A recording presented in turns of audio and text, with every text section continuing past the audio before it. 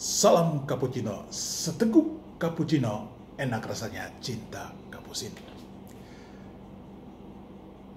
Bapak Ibu Saudara-saudari yang terkasih, hari ini saya ingin mengajak kita untuk merenungkan gembala macam apa. Gembala baik, gembala yang tidak baik, atau gembalaan. Karena itu saya ngajak kita merenungkan tema gembala macam apa. Ketika saya membaca perikop Injil Yohanes yang berbicara tentang gembala yang baik, yang terkait dengan memberikan nyawa, yang terkait dengan mengenal domba-domba, memanggil mereka sesuai dengan nama-nama, memberikan diri, memberikan hidupnya. Maka ketika saya membaca perikop ini, saya dari Injil Yohanes, saya teringat akan pengalaman menjadi diakon, kemudian menjadi pastor muda. Saya merasakan ketersentuhan menjadi gembala ketika berjumpa dengan seorang uskup emeritus yang luar biasa bagi saya, orang yang sangat rendah hati. Saya boleh sebut namanya Monsinyur Hieronymus Pumbun, Uskup Keuskupan Agung Pontianak, sudah emeritus.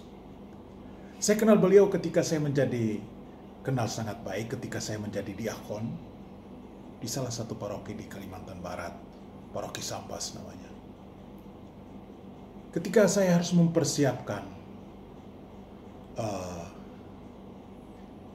persiapan Krisma, karena kebiasaan Kalimantan Barat, Bapak Uskup akan memberikan krisma dan beberapa kampung akan dikumpulkan di satu tempat. Beberapa dari sekitar dikumpulkan satu tempat dan Bapak Uskup akan pergi ke stasi-stasi. Stasi itu adalah bagian dari wilayah sebuah paroki, gereja-gereja kecil. Biasanya terletak di satu kampung. Kalau banyak umat Katolik, biasanya ada satu gereja kecil namanya stasi.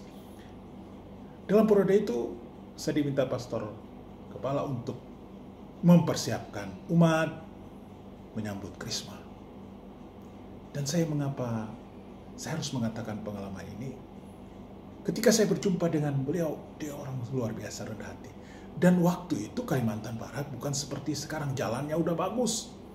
Waktu itu dari pusat paroki di Kabupaten Sambas, kota, kita harus berjalan jauh menuju ke arah 88 km menuju ke arah perbatasan Malaysia. Itu jalannya masih jelek. Mobil tidak bisa masuk kalau bukan gardan 2. Dan kalaupun masuk harus di waktu musim cerah. Tidak boleh waktu hujan. Hujan tidak bisa apa-apa. Karena itu ketika kami menjemput Bapak Uskup, dia bersedia naik motor dan duduk di belakang dengan baik, dengan tenang. Dan ketika jalan jelek, kalau kita minta Bapak Uskup turun dulu, turun. Lalu pada periode tertentu harus jalan,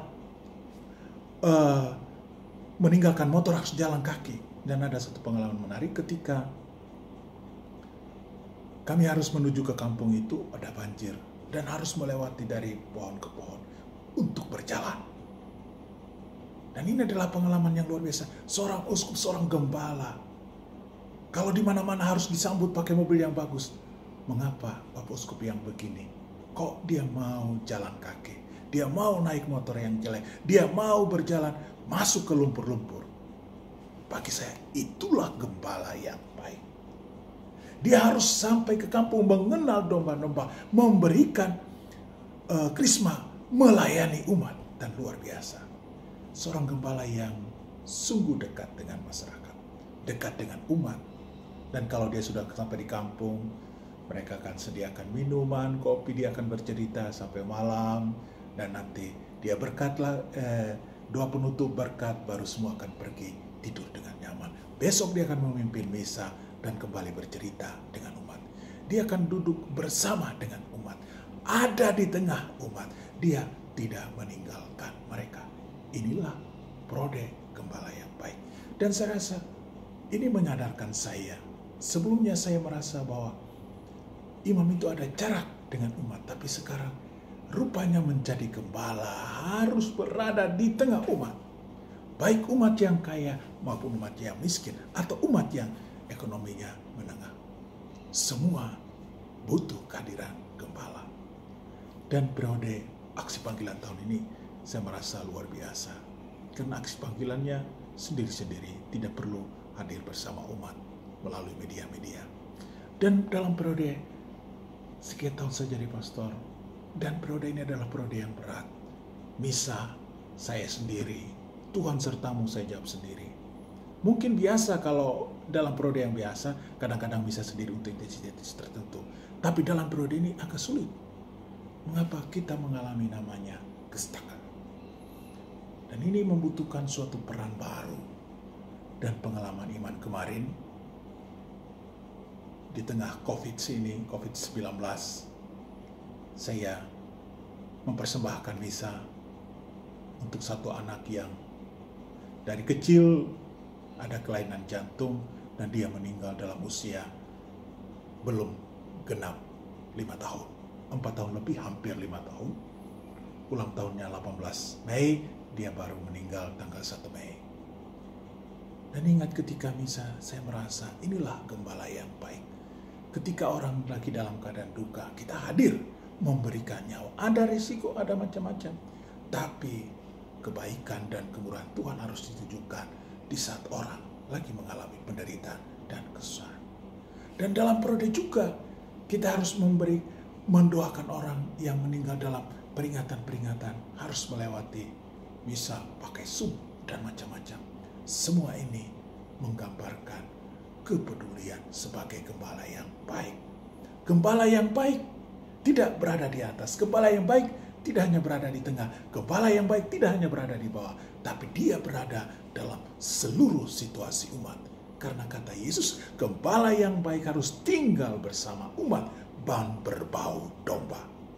Domba kencing, domba berakin, semua dia terima karena gembala yang baik. Dalam periode ini, ketika saya merenungkan kembali, dulu kalau di daerah harus melayani umat dengan baik, harus ada di dalam setiap situasi perjalanan hidup mereka. Dan ketika udah pindah di Jakarta, kadang-kadang mungkin ada kecenderungan saya sebagai gembala enggan untuk memberi yang terbaik. Bisa saja dalam hidup saya masih memilih-milih. Oh, ini yang saya boleh layani, ini yang enggak. Tapi kata Yesus hari ini, gembala yang baik tidak boleh pilih domba.